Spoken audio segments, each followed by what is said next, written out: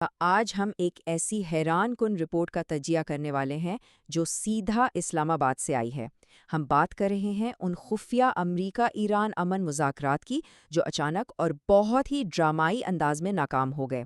ان انتہائی تفصیلی رپورٹس کو سامنے رکھتے ہوئے ہم اس پورے واقعے کا گہرائی سے جائزہ لیں گے تاکہ یہ سمجھا جا سکے کہ آخر پردے کے پیچھے چل کیا رہا تھا۔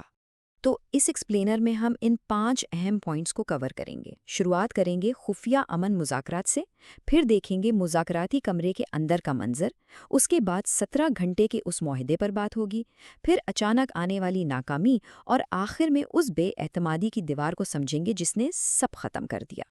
تو چلیے شروع کرتے ہیں پہلے حصے سے، خفیہ امن مذاکرات۔ اب یہاں ان رپورٹس کا ایک بہت ہی حیران کن پہلو سامنے آتا ہے۔ عوامی بیانات اور خفیہ سفارتکاری میں زمین آسمان کا فرق تھا۔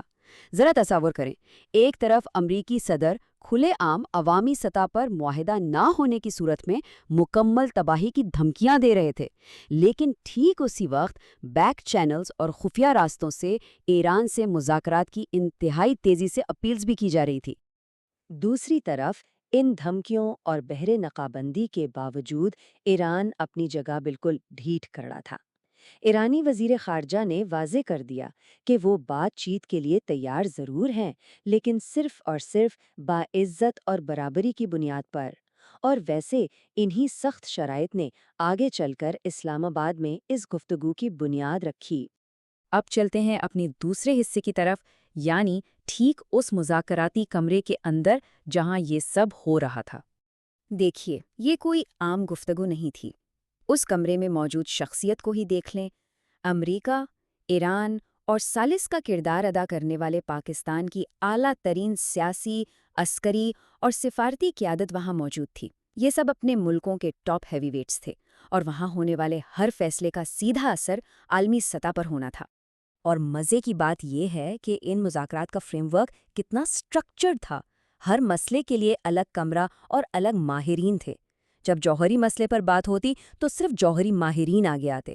منجمد اثاثوں یعنی فروزن ایسڈز کے لیے اسٹیٹ بینک کے لوگ تھے، ابنائے ہارموز کے لیے بحر امور کے ماہرین، اور عسکری معاملات پر بات کے لیے فوج اور پستران انقلاب کے نمائندے موجود تھے۔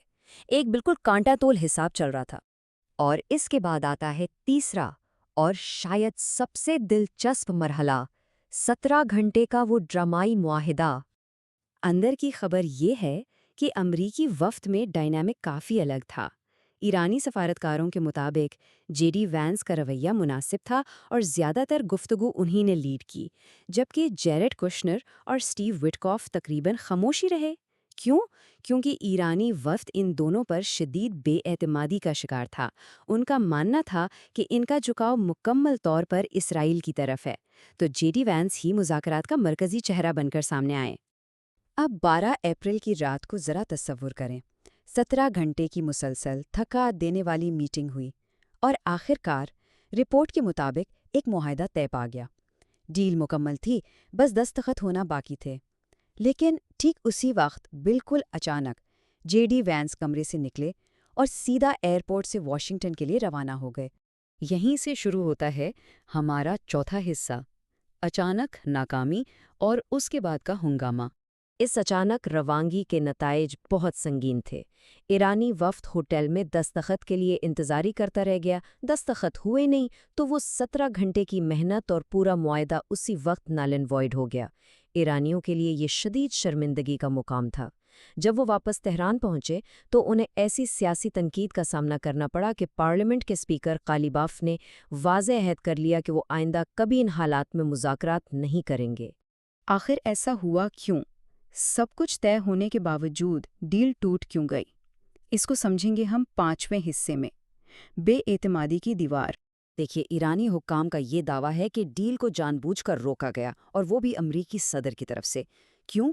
تاکہ آنے والے الیکشن سے پہلے اس ڈیل کا سیاسی فائدہ یا ٹرافی انہیں خود مل سکے، وینس کو نہیں۔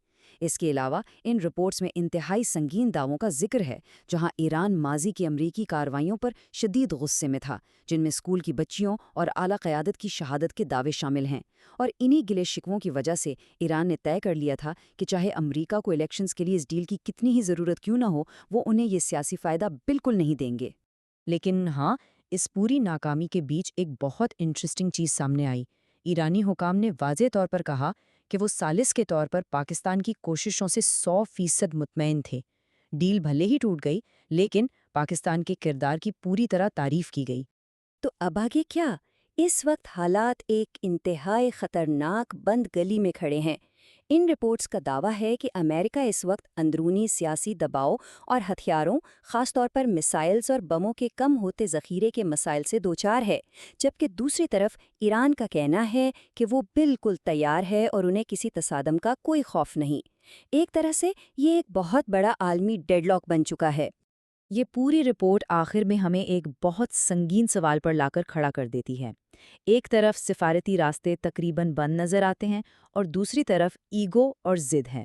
تو کیا واقعی قیادت اپنی غلطیوں کا ادراک کر کے پیچھے ہٹے گی اور واپس بات چیت کی طرف آئے گی، یا پھر حالات بنا کسی کنٹرول کے تیزی سے ایک اور عالمی بحران کی طرف بڑھ رہے ہیں؟